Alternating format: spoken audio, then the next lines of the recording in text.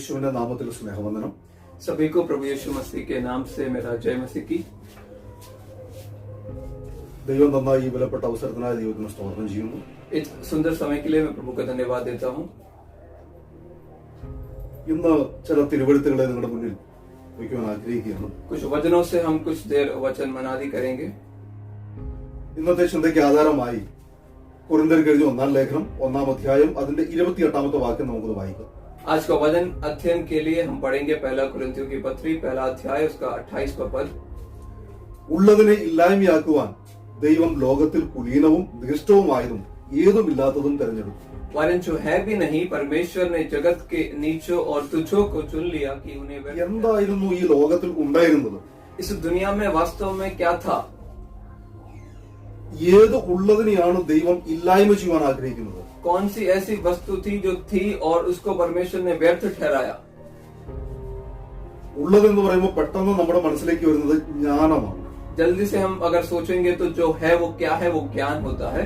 കാരണം ജ്ഞാനമാണ് മനുഷ്യനെ ആയുധങ്ങൾ ഉണ്ടാക്കാൻ വേണ്ടി പഠിപ്പിച്ചത്. ज्ञान ही मनुष्य को हथियार को बनाने को सिखाता है।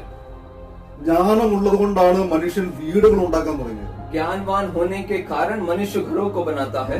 ജ്ഞാനം ഉള്ളത് കൊണ്ടാണ് മനുഷ്യൻ വാഹനങ്ങൾ ഉണ്ടാക്കാൻ തുടങ്ങിയത്. ज्ञान होने के कारण मनुष्य जो है वाहन और गाड़ियों को बनाता है। ഇന്ന് കാണുന്ന സകലതും ഈ മൊബൈൽ ഫോണും കമ്പ്യൂട്ടറും സകലതും ജ്ഞാനമുള്ളത് കൊണ്ടാണ് മനുഷ്യൻ ഉണ്ടാക്കിയത്. आज जो कुछ वस्तु विशेष हम देखते हैं मोबाइल टेलीफोन जो कंप्यूटर वगैरह सब कुछ ज्ञान होने के कारण मनुष्य ने इसको बना दिया है। അപ്പോ ഉള്ളതിനെ ഇല്ലായ്മ ചെയ്യാന്ന് പറഞ്ഞാൽ ഈ ജ്ഞാനത്തെ ഇല്ലാതാക്കുക. അതിനു വേണ്ടിയിട്ട് ദൈവം കുലീനമായ നികൃഷ്ടമായ ഏതുമല്ലാത്ത ഒന്നിനെ തെരഞ്ഞെടുത്തു. वरन जो है भी नहीं परमेश्वर ने जगत के नीचों और तुच्छों को चुन लिया कि उन्हें व्यर्थ ठहराया जाए। ഇനി അതിന്റെ മുകളിലത്തെ വചനം വായിച്ചാൽ 1-ാമത്തെ വാക്യം വായിച്ചാൽ पहला कुरिन्थियों उसी 1 अध्याय का 27वां वचन हम पढ़ेंगे तो ജ്ഞാനികളെ ലജ്ജിപ്പിക്കാൻ ദൈവം ലോകത്തിൽ ഭോഷത്വമായത് തെരഞ്ഞെടുത്തു. ബലമുള്ളതിനെ ലജ്ജിപ്പിക്കാൻ ദൈവം ലോകത്തിൽ ബലഹീനമായത് തെരഞ്ഞെടുത്തു. परंतु परमेश्वर ने जगत के मूर्खों को चुन लिया ताकि ज्ञानवानों को लज्जित करे और परमेश्वर ने जगत के निर्बलों को चुन लिया कि बलवानों को लज्जित करे। അതായത് ദൈവം തെരഞ്ഞെടുത്തത് ജ്ഞാനികളെയല്ല, ദൈവം തെരഞ്ഞെടുത്തത് ഭോഷന്മാരെയാണ് എന്ന് ഈ വചനം പറയുന്നു. वचन हमें यह सिखाता है कि परमेश्वर ने ज्ञानवानों को नहीं चुन लिया परंतु परमेश्वर ने निर्बल लोगों को और परमेश्वर ने मूर्खों को चुन लिया ताकि उनको लज्जित किया जाए। അപ്പൊ ദൈവവചനത്തിൽ പറയുന്ന ഈ ഭോഷന്മാർ അത് ആരാണെന്ന് നമുക്കൊന്ന് ചില വാക്യങ്ങൾ കൂടെ നോക്കാം. परमेश्वर के वचन में जो मूर्खों के विषय में कहा गया है ये किसके बारे में है? कुछ वचनों से हम इसको देखेंगे। സദൃശവാക്യം 3-ാം അധ്യായം അതിന് 35-ാമത്തെ വാക്യം പറയുന്നു. नीति वचन 3 अध्याय उसका 35वां आयत कहता है ജ്ഞാനികൾ ബഹുമാനത്തെ അവകാശമാക്കും, ഭോഷന്മാരുടെ ഉയർച്ചയോ അപമാനം തന്നെ. बुद्धिमान महिमा को पाएंगे और मूर्खों की बढ़ती अपमान की होगी करके। അതായത് ഭോഷൻ ഒരിക്കലും ഉയർച്ച പ്രാപിക്കില്ല എന്നോട് പറഞ്ഞിരിക്കുകയാണ്. इधर साफ साफ लिखा है मूर्ख लोग कभी भी जो है अपने आप में महिमा नहीं पा पाएंगे। ഇനി ഭോഷത്വത്തെ ഒരു സ്ത്രീയോട് ഉപമിച്ചോട് പറഞ്ഞിരിക്കുകയാണ്. मूर्खों को एक स्त्री के साथ तुलना करके कहा गया है। ഭോഷത്വമായവൾ മോഹപരവശിയായിരിക്കുന്നു, അവൾ ബുദ്ധിഹീനത തന്നെ ഒന്നും അറിയുന്നില്ല. मूर्खता रूपी स्त्री होरा मचाने वाली है, वह तो भोली है और कुछ नहीं जानती। അതായത് ബുദ്ധിഹീനതയിലായിരിക്കുന്ന ഒരു വ്യക്തിയോട് പുലനപ്പെടുത്തിയുടെ പറഞ്ഞിരിക്കുകയാണ് അവർക്ക് ഒന്നിനെ കുറിച്ചും അറിയില്ല. एक मूर्ख व्यक्ति से तुलना कर कहा गया है कि उनके अंदर कोई भी ज्ञान नहीं प्राप्त होता है। അതായത് ഭോഷത്വം എന്ന് പറഞ്ഞാൽ ഒരു അറിവുമില്ലാത്ത അവസ്ഥയാണ്. मूर्ख का मतलब उसके अंदर कोई भी ज्ञान किसी प्रकार का नहीं है। ഇനി സദൃശവാക്യം 10-ാം അധ്യായത്തിന്റെ 14-ാമത്തെ വാക്യം നോക്കിയാൽ नीति वचन 10 का 14 हम पढ़ेंगे। ജ്ഞാനികൾ പരിജ്ഞാനം അടക്കി വെക്കുന്നു, ഭോഷന്റെ വായോ അടുത്തിരിക്കുന്ന നാശം. बुद्धिमान लोग ज्ञान को रख छोड़ते हैं परंतु मूढ़ के बोलने वाले से विनाश निकट आता है। ഇനി 10-ാം അധ്യായത്തിന്റെ 21-ാമത്തെ വാക്യം നോക്കിയാൽ उसी का 10वां अध्याय उसका 21वां आयत हम देखेंगे। നീതിമാന്റെ അധരങ്ങൾ പലരെയും പോഷിപ്പിക്കുന്നു, ഭോഷന്മാരോ ബുദ്ധിഹീനതയാൽ മരിക്കുന്നു. धर्मी के वचनों से बहुतों को पालन पोषण होता है परंतु मूढ़ लोग निर्बुद्धि होने के कारण मर जाते हैं। സദൃശവാക്യം 10-ാം അധ്യായത്തിന്റെ 23-ാമത്തെ വാക്യം പറയുന്നു, ദോഷം ചെയ്യുന്നത് ഭോഷന് കളിയാകുന്നു, ജ്ഞാനം വിവേകിക്ക് അങ്ങനെ തന്നെ. नीति वचन 10:23 कहता है, मूर्ख को तो महापाप करना हंसी की बात जान पड़ती है, परंतु समझ वाले पुरुष में बुद्धि रहती है करके. ഇനിയും നമ്മൾ സദൃശവാക്യത്തെ നോക്കിയാൽ പിന്നെയും മോശന്മാരെ കുറിച്ച് കാണാൻ കഴിയും. और भी अधिक मूर्खों के बारे में कई सारे वचन हम इधर देख सकते हैं. 13-ാം അധ്യായത്തിന്റെ 16-ാം വാക്യം സദൃശവാക്യം പറയുന്നു, സൂക്ഷ്മ ബുദ്ധിയുള്ള ഏവനും പരിജ്ഞാനത്തോടെ പ്രവർത്തിക്കുന്നു, ഭോഷനോ തന്റെ ഭോഷത്വം വിടർത്ത് കാണിക്കുന്നു. नीति वचन 13:16 इस प्रकार कहता है, सब चतुर तो ज्ञान से काम करते हैं, परंतु मूर्ख अपने मूढ़ता फैलाता है. ഇതിന്റെ അർത്ഥം എന്ന് പറഞ്ഞു കഴിഞ്ഞാൽ, इसका अर्थ क्या है? ഭോഷന എല്ലാ കാര്യങ്ങളും തുറന്നങ്ങ് സംസാരിക്കും, അവനൊന്നും അടക്കി വെച്ച് സംസാരിക്കാൻ അറിയത്തില്ല. मूर्ख व्यक्ति जो है कुछ भी छुपाता नहीं, वो सब कुछ खुलकर बोल देता है. ഇനി 13-ാം അധ്യായത്തിന്റെ 19-ാം വാക്യം പറയുന്നു, ഇച്ഛാ നിവൃത്തി മനസ്സിന് മധുരമാകുന്നു, ദോഷം വിട്ടകലുന്നതോ ഭോഷന്മാർക്ക് വെറുക്കും. नीति वचन 13:19 भी कहता है, लालसा का पूरा होना तो प्राण को मीठा लगता है, परंतु बुराई से हटना मूर्खों के प्राण को बुरा लगता है. നമ്മുടെ ഇച്ഛകളെ സന്തോഷിപ്പിക്കാനുള്ള നെട്ടോട്ടത്തിലാണ് നമ്മൾ ഓരോരുത്തരായിരിക്കുന്നത്. अपनी इच्छाओं को पूरा करने के लिए हम दौड़ भाग में लगे रहते हैं. നമ്മൾ ചിന്തിക്കുന്നത് നമ്മുടെ ജ്ഞാനം ഉപയോഗിച്ച് പണം സമ്പാദിക്കാം, പണം കൊണ്ട് എനിക്ക് ഉയർച്ച ലഭിക്കും. हम सोचते हैं हम अपने ज्ञान से पैसा कमा सकते हैं और पैसे से हम अपने आप को बढ़ा सकते हैं. അതുകൊണ്ട് ലോകത്തിന്റെ വിവിധ ദേശങ്ങളിൽ കൂടെ മനുഷ്യൻ അലഞ്ഞു നടക്കുക. इसलिए दुनिया के कई राज्यों में, देशों में लोग भरे हुए हैं. എന്നിട്ട് ഇത് സമ്പാദിച്ചിട്ട് എന്തെങ്കിലും ഗുണമുണ്ടായോ? लेकिन ये सब कमाने के बाद भी फिर भी क्या कुछ गुण या फिर कुछ फल मिला है? ഈ വാക്യം വെച്ചുകൊണ്ട് നമുക്ക് ചോദിക്കാം, നമ്മൾ ജ്ഞാനിയാണോ അതോ ഭോഷനാണോ? इस वचन के आधार पर हम एक सवाल अपने आप से करेंगे, क्या हम सचमुच मूर्ख हैं या सचमुच एक ज्ञानी हैं? 13-ാം അധ്യായത്തിന്റെ 20-ാമത്തെ വാക്യം സദൃശവാക്യത്തിൽ പറയുകയാണ്, ജ്ഞാനികളോട് കൂടെ നടക്ക, നീയും ജ്ഞാനിയാകും, ഭോഷന്മാർക്ക് കൂട്ടാളിയായവനോ വ്യസനിക്കേണ്ടി വരും. नीति वचन 13:20 इस प्रकार कहता है, बुद्धिमानों की संगति कर, तब तू भी बुद्धिमान हो जाएगा, परंतु मूर्खों के साथ नाश हो जाएगा करके लिखा है. ഇനി 14-ാം അധ്യായത്തിന്റെ 16-ാം വാക്യം നമുക്ക് വായിക്കാം, ജ്ഞാനി ഭയപ്പെട്ട് ദോഷം അകറ്റി നടക്കുന്നു, ഭോഷനോ ധിക്കാരം കൊണ്ട് നിർഭയനായി നടക്കുന്നു. उसी नीति वचन 14:16 कहता है, बुद्धिमान डरकर बुराई से हटता है, परंतु मूर्ख ठीक होकर निडर रहता है करके.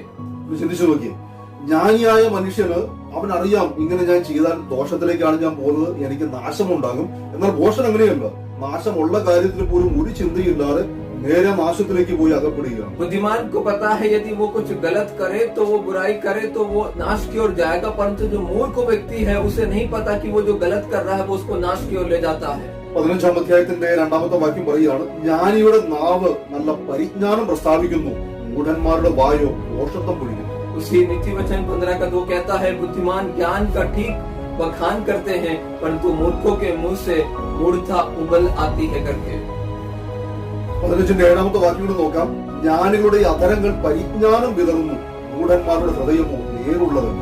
15:7 कहता है, बुद्धिमान लोग बातें करने से ज्ञान को फैलाते हैं, परंतु मूर्खों का मन ठीक नहीं रहता है करके.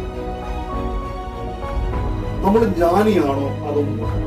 क्या हम सचमुच ज्ञानी हैं या सचमुच हम मूर्ख हैं? ഈ മുകളിൽ പറഞ്ഞ വാക്യങ്ങളൊന്ന് പരിശോധിച്ചാൽ നമ്മൾ ജ്ഞാനിയാണെന്ന് നമുക്ക് തോന്നുന്നുണ്ട്. हमने ऊपर पढ़ा गए सारे वचनों को हम यदि स्मरण करें तो हम सचमुच जांचे कि हम ज्ञानी हैं या फिर मूर्ख हैं. നമ്മൾ ജ്ഞാനിയല്ല, നമ്മൾ മൂഢന്മാരാണെങ്കിൽ സംഭവിക്കുന്ന കുറച്ച് അപകടങ്ങളെ കുറിച്ചും കൂടെ സദൃശവാക്യം പറയുന്നുണ്ട്. हम यदि ज्ञानी नहीं है, मूर्ख है मान ले, तो नीति वचन हमें यह सिखाता है कि उसके आधार पर जो घटनाएं घट सकती है वो क्या हो सकता है. ഒരുത്തൻ ജ്ഞാനിയല്ല മൂഢനാണെങ്കിൽ, एक व्यक्ति ज्ञानी नहीं है परंतु वो मूर्ख है, तो ജ്ഞാനമുള്ള മകൻ അപ്പനെ സന്തോഷിപ്പിക്കുന്നു, മൂഢനോ അമ്മയെ നിന്ദിക്കുന്നു എന്നോട് പറഞ്ഞിരിക്കുന്നു. बुद्धिमान पुत्र पिता को आनंदित करता है, परंतु मूर्ख अपनी माता को तुच्छ जानता है. 17-ാം അധ്യായത്തിന്റെ 10-ാമത്തെ വാക്യം പറയുന്നത്, ഭോഷന് 100 അടിക്കുന്നതിനേക്കാൾ ബുദ്ധിമാനെ ഒന്ന് ശാസിക്കുന്നത് അധികം ഫലിക്കും. उसी नीति वचन 17:10 कहता है, एक थुड़की समझने वाले के मन में जितनी गड़ जाती है, उतना 100 बार मार खाना मूर्ख के मन में नहीं गड़ता है. ഒന്ന് ചിന്തിച്ചു നോക്കിയേ, നമ്മൾ പലപ്പോഴും പല അടിയും കിട്ടിയിട്ട് നമ്മൾ പഠിച്ചിട്ടുണ്ടോ? कई बार कई मार खाने के बाद भी क्या हम सचमुच में कुछ सीख पाए हैं उसमें से? നമ്മൾ ബാങ്കിലൊക്കെ ഡിപ്പോസിറ്റ് ചെയ്ത് നമ്മുടെ കയ്യിൽ ഒത്തിരി പണം സമ്പാദിച്ചു വെച്ചിട്ടും നമുക്ക് രക്ഷപ്പെടാൻ കഴിഞ്ഞിട്ടുണ്ട്. हम कई सारे हजारों लाखों रुपया बैंक बैलेंस बनाकर रखने के बाद भी क्या हम सचमुच बच निकले हैं? ഒത്തിരി സമ്പത്തുള്ള ആളുകൾ പോലും ആഹാരത്തിന് വേണ്ടി കൈ നീട്ടി നിൽക്കുന്ന കാഴ്ച കേരളത്തിൽ ജലപ്രളയം ഉണ്ടായ സമയത്ത് നമ്മൾ കണ്ടിട്ടില്ല. केरला में जब जल प्रलय आया था तो बहुत सारे धनवान लोग, धनी लोग पैसा होने के बावजूद भी खाने के लिए जो है वो लोग वहां पर खड़े थे. ഇപ്പൊ ഈ കോവിഡിന്റെ കാലത്ത് ഒത്തിരി ആളുകൾ നടന്നും അലഞ്ഞും വിഷമിക്കുന്ന ആഹാരം പോലും കഴിക്കാൻ പറ്റാത്ത അവസ്ഥകളൊക്കെ നമ്മൾ കാണുന്നില്ല. इस कोविड महामारी के बीच में भी कई सारे लोग हैं जो भूखे हैं, प्यासे हैं, इधर उधर भटक रहे हैं, चल रहे हैं. എന്ന് പറഞ്ഞാൽ ഇതൊക്കെ സംഭവിച്ചിട്ട് നമ്മൾ ബുദ്ധി പഠിക്കുന്നുണ്ടോ? ये सब कुछ होने के बाद भी क्या सचमुच में हम ज्ञान प्राप्त करते हैं? ഈ ദിവസങ്ങളിൽ ചില ദൈവദാസന്മാരുടെ സന്ദേശങ്ങൾ ഞാൻ കേൾപ്പാനിടയായി തോന്നുന്നു. इन दिनों में कुछ प्रभु के दासों का वचन को मैंने सुना. അവർ ചിന്തിക്കുന്ന ചിന്തയെ ഞാൻ അപ്രീഷിയേറ്റ് ചെയ്യുന്നു. उनकी सोच को मैं बधाई देता हूँ. എന്നാൽ ആ ചിന്തയിൽ ഒരു ചോദ്യം എന്റെ മനസ്സിൽ വരുന്നുണ്ട്. लेकिन उनके उस विचार पर एक सवाल मेरा खड़ा होता है. ചിലരൊക്കെ ചിന്തിക്കുന്നത് ഈ മഹാമാരി നിമിത്തമായി കുറെ പേര് നമ്മുടെ സഭകളിലോട്ട് വരുന്നു. कुछ लोगों ने सोचा कि इस महामारी के कारण अनेक लोग कलीसिया में आ जाएंगे. ഞാൻ മറിച്ചാ ചിന്തിക്കുന്നത്. लेकिन मैं उसको उल्टा सोचता हूँ. അപ്പൊ നമ്മൾ മനസ്സിലാക്കേണ്ട കാര്യം, ഒരു പക്ഷെ നമ്മുടെ ആരാധനാലയങ്ങൾ തുറന്നാൽ ചിലപ്പോൾ ഇന്ന് കാണുന്ന പല വിശ്വാസികളും തന്നെ ചിലപ്പോൾ വന്നെന്ന് പറഞ്ഞില്ല. यदि हमारे आराधनालय इन दिनों में खुल भी जाए तो हमारे खुद के कुछ विश्वासी हो सकता है वो कलीसिया में ना आए. ഇനി അതിന് ഉദാഹരണമായിട്ട് ചില കാര്യങ്ങൾ പറഞ്ഞാൽ, उसका एक उदाहरण मैं दे दूं तो ഇതിനേക്കാളും വലിയ മഹാമാരിയാണ് ഇസ്രായേലിലുണ്ടായത്. इससे बड़ा एक महामारी इसराइल में हुआ था. അവിടെ വെള്ളം രക്തമായി തീർന്നു, वहाँ पर जो है पानी लहू में बदल गया പേനുണ്ടായി, और वहाँ पे जो है कुछ ऐसे कीड़े जो है जमीन में उत्पन्न होने लगे. നായിച്ച വന്നു, कुछ मक्खियों का झुंड वहाँ पर जो है उत्पन्न हो गया था. ഓരോരോ ന്യായവിധിക്ക് ശേഷം നമ്മൾ നോക്കിയാൽ അവരുടെ ആദ്യ ജാതൻ വരെ മരിച്ചു വീഴുന്ന അനുഭവം ഇസ്രായേലിലുണ്ടായി. हर एक जो है न्याय के बाद वहाँ पर उनका जो सबसे पहला पीढ़ी है वो वहाँ पर खत्म होते हम देख सकते थे. ഇതെല്ലാം നശിച്ചു പോകുമ്പോൾ നമ്മൾ നോക്കുന്നുണ്ട് ഫറവോൻ മാനസാന്തരപ്പെടും. जो है ये सब कुछ होने के बाद हम देखते हैं कि फेरो जो है उसने मन फिरा लिया है वहाँ पे. എന്നാൽ പിന്നെ അവരുടെ മനസ്സ് കഠിനപ്പെടുന്നു, അടുത്ത ന്യായം വരും. और उसका मन फिर कठोर हो जाता है, एक अगला एक न्याय वहाँ पर आ जाता है. ഈ ലോകത്തിൽ ഇന്ന് വരെയും വന്നിട്ടുള്ള ഒരു പ്രശ്നത്തിനും ഒരു മഹാമാരിക്കും മനുഷ്യനെ ദൈവത്തോട് അടുക്കാൻ ഇടയാക്കിയിട്ടുണ്ടോ എന്ന് ചോദിച്ചാൽ വളരെ അപൂർവമായിട്ടേ ഉള്ളൂ. പക്ഷെ ഇടയാക്കിയിട്ടില്ല എന്ന് പറയുന്നതായിരിക്കും ഉചിതം. इस दुनिया में आज तक जितना भी महामारी आया है उन समय पर लोग परमेश्वर से करीब या फिर नजदीक आ गए ऐसा बोलना कठिन होगा, बल्कि ये और सही होगा कि लोग और दूर हो चुके हैं. പ്ലേഗ് മഹാമാരി സംഭവിച്ചു. ജനത്തിന്റെ 4% പൂർണ്ണമായി പ്ലേഗ് മഹാമാരി കൊണ്ട് നശിച്ചുപോയി. എന്നിട്ടും ജനങ്ങൾ ദൈവത്തിന് വന്നിട്ടുണ്ടോ? प्लेग जब महामारी आया था इस धरती पर तो 4 भाग का 1 भाग जो है लोग इस दुनिया से नाश होकर मर मिट कर चले गए. കാരണം ഈ ലോകത്തിലുള്ളവർ ഭൂരിഭാഗം ഭോഷന്മാരാണ്. അവർ ഇങ്ങനെയുള്ള കാര്യങ്ങൾ കൊണ്ടൊന്നും ഒരിക്കലും ബുദ്ധിപദേശം പഠിക്കില്ല. क्योंकि ज्यादातर लोग इस दुनिया में जो है मूर्खता के काम करते हैं. मूर्ख होने के कारण ऐसे महामारी से कुछ सीख भी नहीं लेते हैं. അതുകൊണ്ടാണ് സദൃശവാക്യം 17-10 വാക്യം പറയുന്നത്, ഭോഷന് 100 അടിക്കുന്നതിനേക്കാൾ ബുദ്ധിമാന് 1 ശാസിക്കുന്നത് അധികം ഫലിക്കും. इसलिए नीति वचन 17:10 कहता है कि धुड़की समझने वाले के मन में जितनी गड़ जाती है उतना 100 बार मार खाना मूर्ख के मन में नहीं गड़ता है. അടുത്ത വാക്യം എനിക്ക് ഒത്തിരി സന്തോഷം തോന്നി. अगला जो वचन है मुझे काफी आनंदित करता है. 17-16 वाक्യം നോക്കിയാൽ 17 का 16 हम पढ़ेंगे. മൂഢന് ബുദ്ധിയില്ലാതിരിക്കെ ജ്ഞാനം സമ്പാദിപ്പാൻ അവന്റെ കയ്യിൽ ദ്രവ്യം എന്തിനും? बुद्धि मोल लेने के लिए मूर्ख अपने हाथ में दाम क्यों लिए हैं, वह उसे चाहता ही नहीं.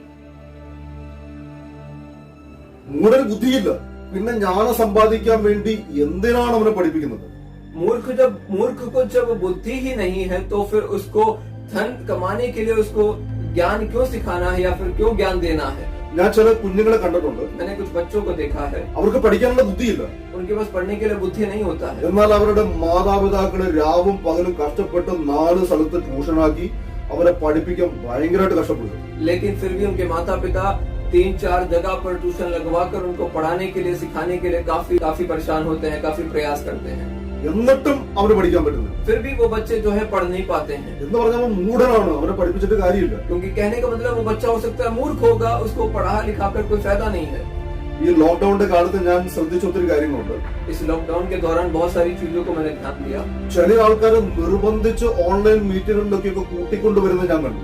कई लोग जबरदस्ती के साथ लोगों को ऑनलाइन इकट्ठा कर मीटिंग का आयोजन करते हैं. ദേവദാസന്റെ ചിന്ത നല്ലതാണ്. മെസ്സേജ് കിട്ടിയില്ലെങ്കിൽ, വചനം കിട്ടിയില്ലെങ്കിൽ വിശ്വാസി ക്ഷീണിച്ചു പോകും.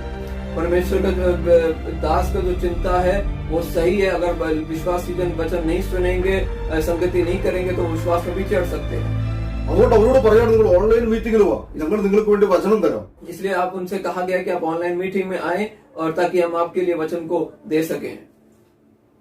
എന്നാൽ അതിന് പോലും ആൾക്കാർക്ക് വരാൻ കഴിയുന്നില്ല. लेकिन उस मीटिंग के लिए भी लोगों के पास समय निकालना बहुत मुश्किल है. ഞാൻ പറയട്ടെ പ്രിയപ്പെട്ടവരെ, ഈ മൂടനായിരിക്കുന്ന മനുഷ്യന് ബുദ്ധിയില്ല.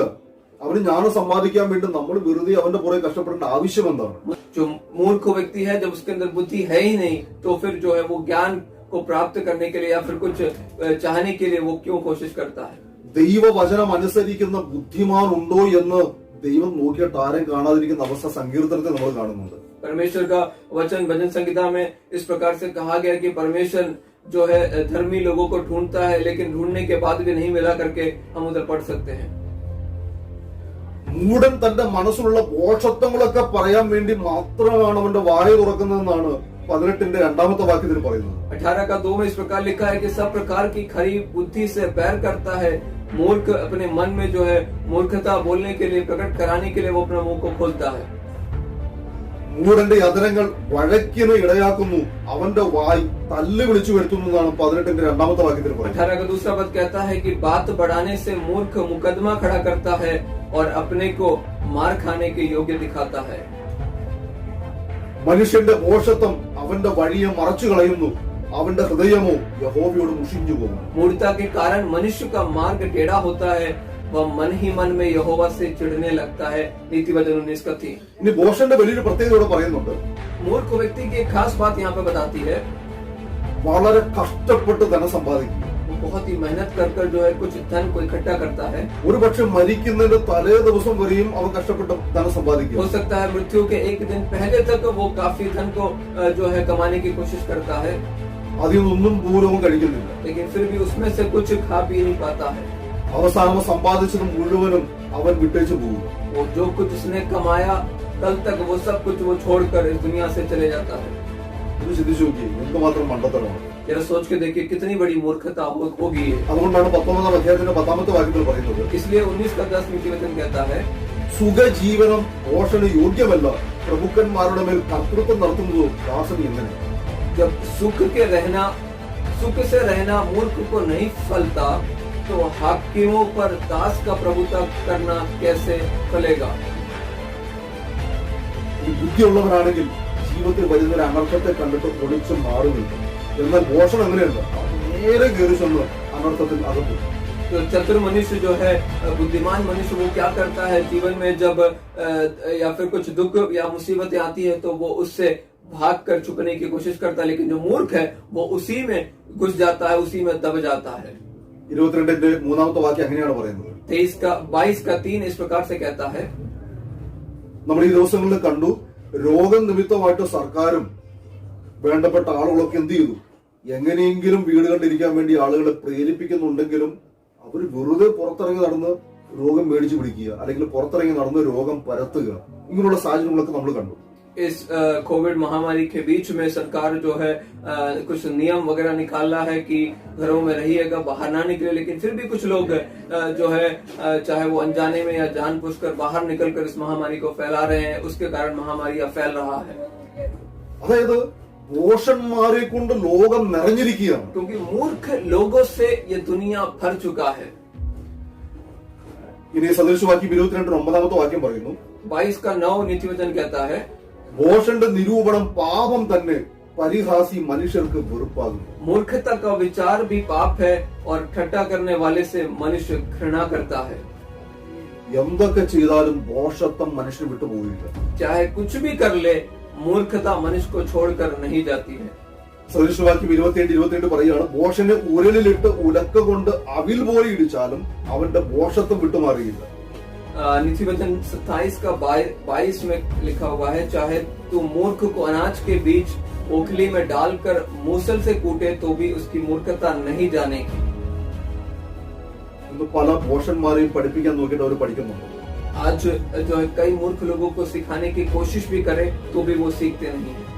കാരണം മോശയെ കുറിച്ച് പറയുന്നത് 27-26 പറയുന്നത് സ്വന്തം ഹൃദയത്തിൽ ആശ്രയിക്കുന്നവനാണ് മൂഢൻ, എന്നാൽ ജ്ഞാനത്തോടെ നടക്കുന്നവനോ അവൻ രക്ഷിക്കപ്പെടും. नीति वचन 27:26 कहता है, जो अपने ऊपर भरोसा रखता है वो मूर्ख है और जो बुद्धि से चलता है वह बच जाता है करके। മൂഢന്റെ മറ്റൊരു പ്രത്യേകത അവന് സ്വയം തന്നെ ജ്ഞാനിയാണെന്ന്. और मूर्ख की एक खास बात जो है वो अपने आप को कभी कभी सोचता है वो ज्ञानी है, उसके अंदर बहुत ज्यादा ज्ञान है। നമ്മൾ തിരിച്ചറിയുക ഈ ലോകത്തിൽ ഒരു ചെറിയ ആയുസേ നമുക്ക്. हमें ये समझना है कि इस दुनिया में हम कुछ दिनों के लिए रहते हैं। നമ്മൾ ഒത്തിരി സമ്പാദിച്ച് നമ്മുടെ അടുത്ത തലമുറയ്ക്ക് വെച്ചേച്ച് പോയാൽ ഒരു പക്ഷേ അടുത്ത തലമുറ പോഷന്മാരായിരിക്കും. हम अधिक धन को कमाने के बाद अगले पीढ़ी के लिए रख छोड़कर जाएंगे तो हो सकता है हमारी आने वाली पीढ़ी भी मूर्ख बन सकती है। എന്നാൽ ദൈവത്തിൽ ആശ്രയിച്ച് നാം നന്മ ചെയ്യുകയാണെങ്കിൽ നാം നമ്മുടെ തലമുറയും അനുഗ്രഹിക്കും. यदि हम परमेश्वर पर विश्वास कर भलाई को करेंगे तो निश्चय हम और हमारी आने वाली पीढ़ी आशीष को पाएगी। അതുകൊണ്ട് മോശ സങ്കീർത്തനം 90:12 പറഞ്ഞിരിക്കുകയാണ്, इसलिए मूसा जो है भजन संगीता 90:12 पद में कहता है, ഞങ്ങൾക്ക് ജ്ഞാനമുള്ളൊരു ഹൃദയം തരണമേ, ഞങ്ങൾക്ക് ഞങ്ങളുടെ നാളുകൾ എണ്ണുവാൻ സഹായിക്കണമേ. हमको अपने दिन गिनने की समझ दे कि हम बुद्धिमान हो जाएं। ഞാൻ ഈ കഴിഞ്ഞ ദിവസങ്ങളിൽ മനസ്സിലാക്കിയ ഒരു കാര്യം നിങ്ങളോട് പങ്കുവയ്ക്കാൻ ആഗ്രഹിക്കുകയാണ്. पिछले कुछ दिनों में जो बातों को मैंने समझा या सीखा वो मैं आपसे कुछ बताना चाहता हूँ। 1995 നടന്നൊരു സംഭവമാണ്. 1995 में जो एक घटना घटी थी, ഒരു മനുഷ്യൻ ബാങ്ക് റോബറി ചെയ്യാൻ വേണ്ടി പോവുകയാണ്. एक व्यक्ति जो है बैंक में जो है पैसा लूटने के लिए जाता है। അവൻ റോബറിക്ക് വേണ്ടി പോകുമ്പോൾ അവൻ ഒരു ഫേസ് മാസ്ക് വെച്ചിട്ടില്ല, അവന്റെ കയ്യിൽ അവനെ ഹൈഡ് ചെയ്യുന്ന ഒരു സാധനം തന്നെ ഇല്ല, അവന്റെ കയ്യിൽ പ്രത്യേകിച്ച് ഒരു തോക്കോ അങ്ങനെയുള്ള യാതൊരു ഉപകരണങ്ങളും ഇല്ല. അവൻ നേരെ ആ ബാങ്കിലോട്ട് മോഷണത്തിന് വേണ്ടി പോവുകയാണ്. जब वो बैंक को लूटने के लिए गया तो ना तो उसने फेस में कोई मास्क पहना था या फिर अपना मुंह ढापा या फिर किसी तरीके का हथियार कुछ भी नहीं लिया था। वो साधारण व्यक्ति की तरह वो बैंक में चला गया। എന്നാൽ ബാങ്കിൽ ചെന്നിട്ട് അവനത് വളരെ എളുപ്പത്തിൽ തന്നെ ബാങ്കിൽ നമ്മൾ മോഷണമൊക്കെ നടത്തി പുറത്തിറങ്ങി വരികയാണ്. और बैंक में प्रवेश करने के बाद बहुत ही क्षण भर में उसने जो उस पैसा को लूटा और वो वहां से निकल पड़ा। അതിനുശേഷം CCTV ക്യാമറ മുമ്പിൽ ചെന്നിട്ട് അവനൊന്ന് ചിരിച്ചു കാണിച്ചു. അവൻ വളരെ ധൈര്യത്തോടെ അവൻ ബാങ്കിൽ നിന്ന് പുറത്തിറങ്ങി. और उसके बाद जो CCTV कैमरा उसके आसपास दिखाई दिया, वहां पर जाकर वो उसमें देखकर हंसने लगा और वो खुशी से वापस अपने घर आ गया। നമുക്കറിയാം അങ്ങനെ ചെയ്തു കഴിഞ്ഞാൽ തീർച്ചയായിട്ടും CCTV ക്യാമറയിൽ അവന്റെ മുഖം വന്നിട്ടുണ്ടെങ്കിൽ അവനെ പോലീസ് പിടിക്കും. और हमें पता है कि CCTV कैमरा में यदि किसी का मुंह आ जाता है तो निश्चय पुलिस जो है कानून उसको हाथ में पकड़ लेती है। അന്ന് വൈകുന്നേരം തന്നെ പോലീസ് അവനെ പിടിച്ചു. और उसी दिन शाम को इस घटना के बाद पुलिस ने उसको गिरफ्तार कर लिया। പോലീസ് പിടിച്ച് വിലങ്ങ് വെച്ച് അവനെ വാഹനത്തിൽ കയറ്റി കൊണ്ടുപോകുന്ന സമയത്ത് അവൻ ഇങ്ങനെ പിറുപിറുത്തുകൊണ്ടിരിക്കുക. और पुलिस ने उसको पकड़कर हाथ में हथकड़ी डालकर उसको जब पुलिस स्टेशन लेकर जा रही थी तो वो इस प्रकार कुछ बातें को कह रहा था। അവൻ പറയുകയാണ്, ഞാൻ ജ്യൂസ് പുരട്ടിയിരുന്നു ഇങ്ങനെ പറഞ്ഞുകൊണ്ടിരിക്കുക. तो वो कह रहा था कि मैंने कुछ रस को लगाया हुआ है, मैंने कुछ रस लगाया हुआ है, मैंने कुछ रस लगाया हुआ है करके।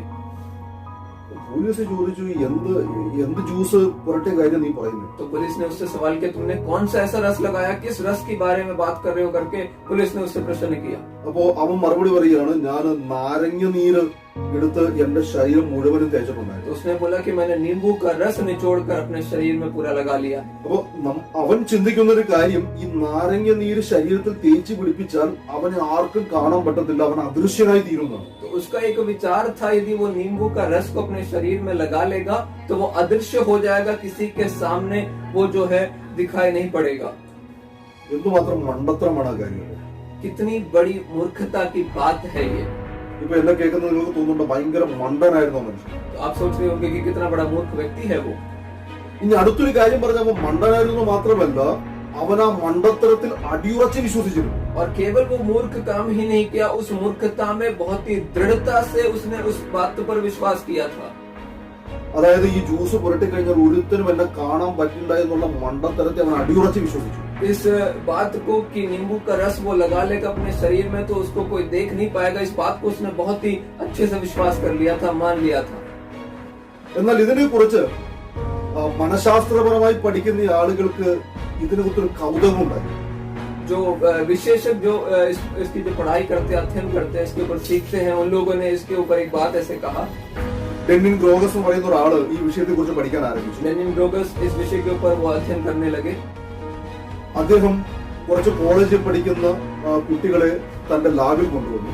तो उनके कॉलेज में पढ़ाई करने वाले कुछ जो है नौजवानों को अपने लैब में लेकर आए അതിനെ 2 ഗ്രൂപ്പായിട്ട് താൻ തിരിച്ചു. और उन नौजवानों को 2 ग्रुप में बांट दिया गया. ആ 2 ഗ്രൂപ്പിൽ പഠിക്കാൻ വേണ്ടി ഒരേ തരത്തിലുള്ള മെറ്റീരിയൽ അവർ കൊടുത്തു. और इस दोनों ग्रुप में एक समान का मटेरियल उनको पहुंचाया ताकि वो पढ़ सके. ഈ 2 ഗ്രൂപ്പിന് പ്രത്യേകത ഉണ്ടായിരുന്നു. और इस दोनों ग्रुप में एक खासियत थी.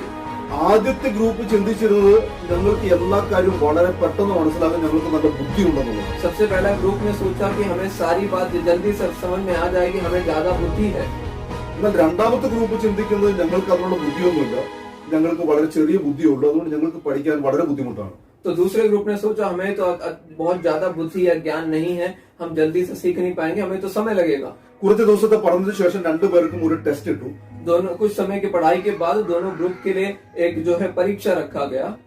എന്നാൽ ഈ പരീക്ഷയ്ക്ക് ശേഷം 2 ഗ്രൂപ്പിൽപ്പെട്ടവരോട് ചോദിച്ചു നിങ്ങൾക്ക് എന്തുമാത്രം മാർക്ക് ലഭിക്കും. और दोनों ग्रुप का परीक्षा होने के बाद दोनों ग्रुपों के नौजवानों से पूछा गया कि तुम लोग कितने नंबर को प्राप्त करोगे. നല്ല ബുദ്ധിയുള്ള ഗ്രൂപ്പിൽപ്പെട്ട ആളുകൾ പറഞ്ഞു ഞങ്ങൾക്ക് ഒത്തിരി മാർക്കൊന്നും കിട്ടാൻ സാധ്യതയില്ല, എങ്കിലും പരീക്ഷ നന്നായിരുന്നു. और जो बुद्धि वाले ग्रुप थे उन्होंने बोला हमें तो ज्यादा नंबर नहीं मिलेगा, लेकिन परीक्षा जो हमने लिखा है वो ठीक ठाक ही लिखा है. എന്നാൽ ബുദ്ധി ഉണ്ടെന്ന് തങ്ങൾക്ക് തന്നെ തോന്നിയിരുന്നവർ പറഞ്ഞു ഞങ്ങൾക്ക് 90 മാർക്ക് ഈ വിഷയങ്ങൾക്ക് ലഭിക്കും, കാരണം ഞങ്ങൾ നന്നായിട്ട് അത് എഴുതിയിട്ടുണ്ട്. और जिन्होंने सोचा कि उनके अंदर बुद्धि है, उन्होंने इस प्रकार से कहा कि हमें तो बहुत ही निश्चय है कि हम 90% से ज्यादा जो है अंक को प्राप्त करेंगे करके कह दिया. എന്നാൽ മാർക്ക് ലഭിച്ചപ്പോ വ്യത്യസ്തമായിരുന്നു മാർക്ക്. लेकिन जब अंक प्राप्त हुए परीक्षा के तो वो कुछ अलग ही थे. കൂടുതൽ മാർക്ക് കിട്ടുമെന്ന് വിചാരിച്ചവർക്ക് കുറച്ച് മാർക്കും, जिन्होंने सोचा उनको अधिक अंक प्राप्त होगा उनको कम अंक मिला है. എന്നാൽ കുറച്ച് മാർക്ക് കിട്ടുമെന്ന് വിചാരിച്ചവർക്ക് കൂടുതൽ മാർക്ക് ലഭിച്ചു. और जिनको कम अंक मिलेगा सोचने वाले लोगों को ज्यादा अंक प्राप्त हो गया. ഇതെങ്ങനെയാ സംഭവിച്ചത്? ये कैसे हो सकता है? ആ കൂടുതൽ മാർക്ക് കിട്ടുമെന്ന് വിചാരിച്ചവരോട് ചോദിച്ചു നിങ്ങൾക്ക് എന്താ കൂടുതൽ മാർക്ക് ലഭിക്കാഞ്ഞത്? तो जिन्होंने कहा था कि हमें ज्यादा अंक प्राप्त होगा उनसे पूछा तुम्हें ज्यादा अंक क्यों नहीं मिला है? അപ്പൊ വാസ്തവത്തിൽ അവർക്ക് തോന്നിയത് ഞങ്ങൾക്ക് നല്ല മാർക്ക് കിട്ടും എന്നുള്ളൊരു തോന്നൽ മാത്രമാണ്. ആ നല്ല മാർക്ക് ലഭിക്കാനുള്ള ആ ഒരു ജ്ഞാനം അവരിലില്ലായിരുന്നു. जो ज्यादा जो नंबर प्राप्त करने वाले लोगों से जब पूछा गया तो उन्होंने ऐसे क्यों सोचा, तो उन्होंने ये कहा कि उनको लगा कि वो ज्यादा अंकों को प्राप्त करेंगे, लेकिन उसको प्राप्त करने का ज्ञान परिपूर्णता से उनके अंदर नहीं था. എന്നാൽ കൂടുതൽ മാർക്ക് ലഭിച്ചവർ പറഞ്ഞത് എങ്ങനെയായിരുന്നു? ഞങ്ങൾക്ക് തോന്നിയത് ഇത് സാധാരണ എല്ലാവർക്കും അറിയുന്ന കാര്യങ്ങളാണ്, അതുകൊണ്ട് ഇത് നോർമലാണ്, ഞങ്ങൾക്ക് അങ്ങനെ പ്രത്യേകിച്ച് കൂടുതൽ മാർക്ക് കിട്ടും എന്ന ചിന്തയൊന്നും ഞങ്ങൾക്കില്ലായിരുന്നു.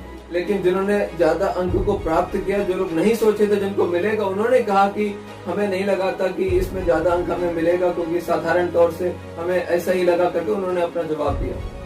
കാരണം ദോഷന്മാരോട് തോന്നുന്നത് എന്ന് വെച്ച് കഴിഞ്ഞാൽ അവർക്ക് ഒന്നിനെ കുറിച്ചും പ്രത്യേകിച്ച് ജ്ഞാനമൊന്നും ഇല്ലെങ്കിലും അവർക്ക് ജ്ഞാനികളാണെന്ന് സ്വയം അങ്ങ് തോന്നും. मूर्खों की एक खासियत जो है, खास बात है, उनके अंदर ज्ञान नहीं होने के कारण या फिर ज्ञान ना होने पर भी वो लोग सोचते हैं कि वो बहुत बड़े ज्ञानी है. സത്യം പറഞ്ഞ ഒരു ലേണിംഗ് ആറ്റിറ്റ്യൂഡ് നമ്മളിൽ ഉണ്ടെങ്കിൽ മാത്രമേ നമുക്ക് മുന്നോട്ട് വളരാൻ കഴിയൂ. एक सीखने का भाव या फिर सीखने का एक इच्छा हमारे मन में या हमारे अंदर होगा तो ही हम आगे बढ़ सकते हैं. നമുക്ക് നന്നായിട്ട് അറിയാത്ത ചില കാര്യങ്ങളെ കുറിച്ച് നമുക്ക് ഭയങ്കര കോൺഫിഡൻസ് ആയിരിക്കും. हमें कुछ चीजों के ऊपर जो हमें ज्ञान नहीं है या फिर हमें नहीं मालूम है, फिर भी हम बहुत ही कॉन्फिडेंट के साथ, दृढ़ता के साथ कहते हैं कि हमें मालूम है. എന്നാൽ ആ കാര്യങ്ങൾ നമ്മൾ തുടർച്ചയായി ചെയ്യാൻ തുടങ്ങുമ്പോഴാണ് എത്രമാത്രം എനിക്ക് ആ വിഷയത്തിൽ ജ്ഞാനം കുറവാണ് എന്നുള്ള കാര്യം നമ്മൾ മനസ്സിലാക്കി. लेकिन जब उस काम को हम करने लगते हैं तब जाकर धीरे समझ में आता है कि इस काम के अंदर मेरे अंदर ज्ञान कम है करके.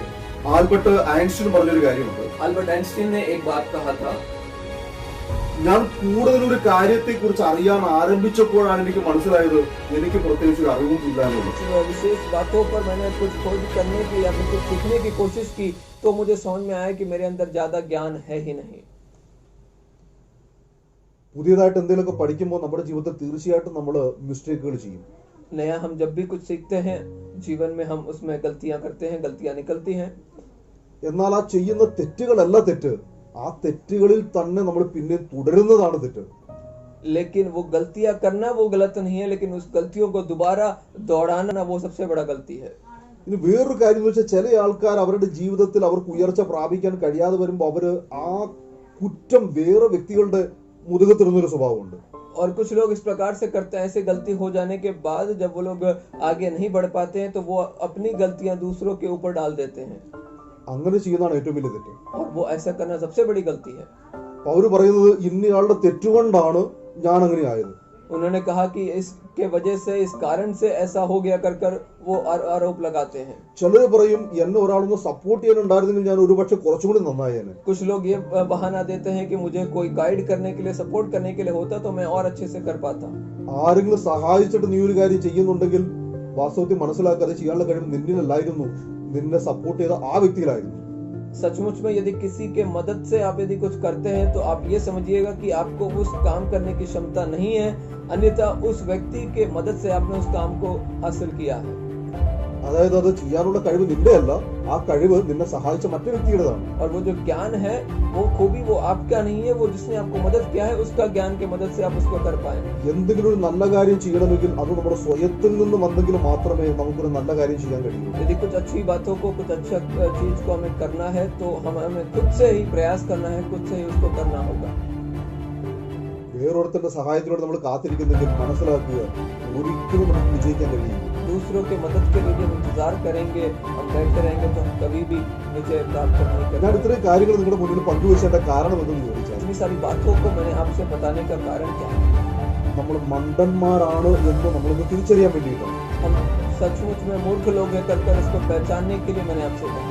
അതുകൊണ്ടാണ് കൊരിന്ത്യർക്കെഴുതിയ 1-ാം ലേഖനത്തിന്റെ 1-ാം അധ്യായം 27-ാമത്തെ വാക്യത്തിൽ രേഖപ്പെടുത്തിയത്. कोरिन्थियों की पत्री पहला अध्याय उसका 27वां वाक्य इस प्रकार से कहता है, ദൈവം ലോകത്തിൽ നിന്ന് ദോഷത്വമായതിനെ തെരഞ്ഞെടുത്തു.